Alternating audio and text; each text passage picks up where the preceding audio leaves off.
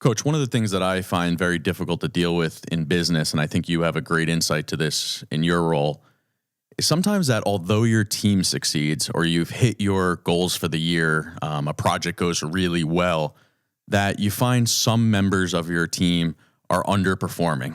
They may be underperforming to the standards that I set for them, or they may be underperforming to their own standards. How do you go about discussing, dealing with, motivating those individuals so that they can increase their performance, hit the goals that they want to hit, and ultimately ensure the continued future success of the team by making sure that all the members are performing to the best of their abilities?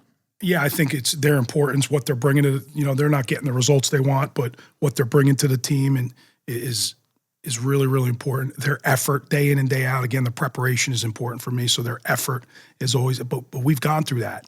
And no matter how much our team has won, we had this one individual when we first joined the Big Ten just couldn't win. He couldn't win a match, and he's wrestling all these great guys in the country. So he was close. He was close and close and close and just could never get over the hump, and it ultimately affected him. And I always look back at that and think, did I do a good enough job of, maybe sitting him out, maybe keeping him away from some of those matches, kind of protecting him, so to speak. But I think what needs to be done in the business world and even in my world, it's constant dialogue, constant communication. I can't stress that enough. When you're coaching, when you're leading, when you're in business, when you're a firefighter, constant communication with your team and your guys is the ultimate. There's nothing like it. And an open door policy, being able to talk freely and not where it's fake. There's no stress involved. And we try to get that with our guys. But I just remember talking with this one individual all the time. And it just didn't work until the point where somebody else ended up taking a spot. And I wish I would have 3 years ago maybe done something differently, kind of protected them a little bit. But it's understanding what they're doing. If they're doing everything right, the process is there. It's going to work out for you. We just got to keep working.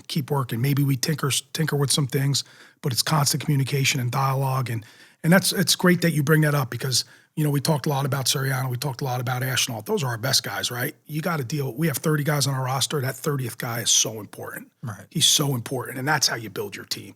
Every single guy in that room is super, super important.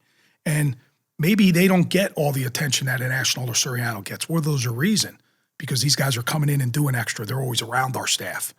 You could get that same attention. You just got to be around and kind of put yourself out there. The people in the business world and your company, they got to meet you halfway. And that's how it, but it's through communication and letting them understand what your vision is. And you got to get on this bus that we're doing and we'll get this done together. And it's a hard thing to do. It's a hard thing to do.